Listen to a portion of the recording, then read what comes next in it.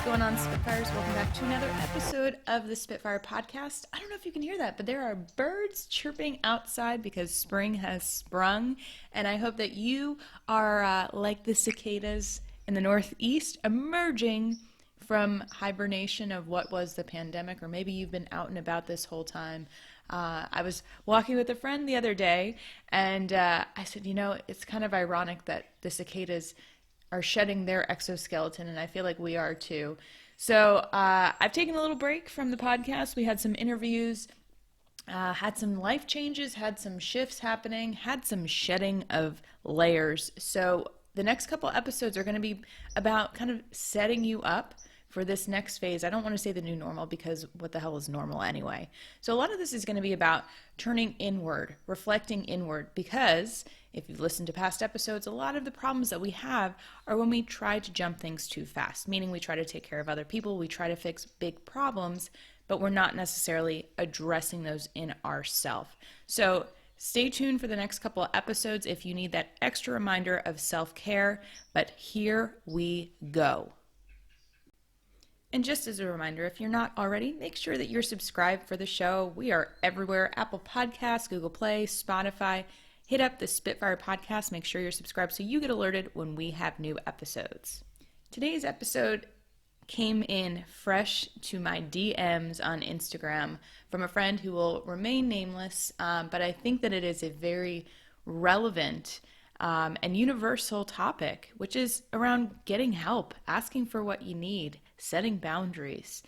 And this comes up so much with my powerhouse clients, the people who are so independent, and I don't want to use the word strong, but they are. They're so capable of fixing things, of making things happen, that what ends up happening is people don't think they need help. I am one of these people. I was always the person who was reliable, who could make things happen. But after time, I got worn out. I got tired and depleted, and I felt like nobody cared, like nobody was ever going to come in. And the reality is, when people see how capable you are and you don't leave a door open for them, they don't really know how to help you. And the reality is, we don't know how people can help us. So if our mindset is around this belief system that only I can do things or only I can complete things, we actually are sending that message out to other people to not come in. Or if they do try to come in, we might inadvertently, bat them away or shoo them off or, not accept their help. Have you ever imagined this imagery of carrying multiple bags or boxes, and you have to open a door? Maybe you have to turn a key or open it, and someone comes through and tries to offer to hold the door for you. And what do you say? No, I got it. I'm fine. I got this. Meanwhile, you're like, wow, it'd be really nice if someone could help me out. Now, sometimes you will, because things might feel impossible. But let's say you have one box and you're kind of like juggling it on one side. And in your mind, you're like, yeah, I could totally do this. I'm totally capable of doing this.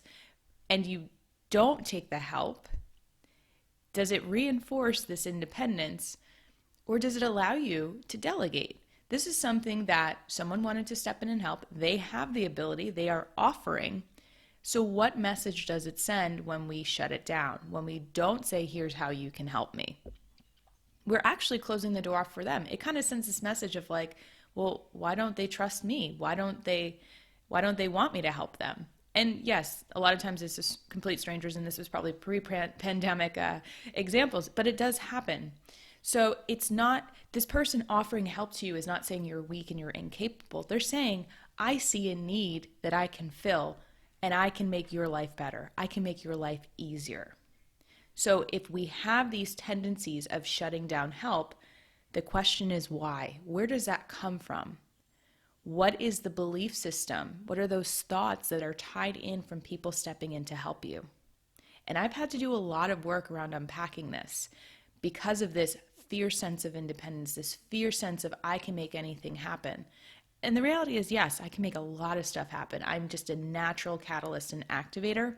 But the reality is, when I can accept help in, when I can really help to offload some of that pressure, it opens up my capacity for creation, for connection, for collaboration. But the key thing there is trust. So I have to trust that whatever happens is going to happen. I'm going to detach from the outcome, that if things aren't done perfectly, life will go on. And I'm going to give an ample amount of time because, yes, I know that I'm very effective and efficient. So it may take more time for someone to do something, but I'm going to be open to explaining, to teaching, and to create the space if someone does make a mistake. I'm not going to bite their head off. Now, this is easier said than done when we're in stress reactions. So this is the first opportunity to kind of like scan your body and see where that constriction or hesitation is. Because if we have had past experiences, let's say with a significant other, where we've asked them to help us and they don't, we then have that belief system that this person can't be trusted with certain things. So one of two things needs to happen. Either you go and find somebody else to do it, like hiring a service, or you need to change up the way that it is presented. So maybe barking orders and saying, you need to do this, I need this done, versus, hey, I would really love if you could help me out with this. When do you have some time to do it? Or is this something you could help me with? It will probably blow their mind if you're one of those people that does everything. But you have to be small initially and you have to be specific. Nobody can read your mind. Nobody knows why things have to be done in a certain order. But if you can provide context along with clarity and a reasonable deadline, then what we do is we create these shared agreements. So by us being in a relationship, in us being a partnership, we're approaching things together. But if we've created a dynamic where you're the one who's barking orders and saying you have to do it by this point, we've created a point of friction there where it creates almost a hierarchy. And then it creates the expectation. And it doesn't give us a lot of room to be flexible. So the more that we can see things as, if we're all coming to the table to contribute, how might we best contribute to the household? How might we start small and build up to the bigger goals? And that's another point. If we're too broad and vague, then we don't really know what we need.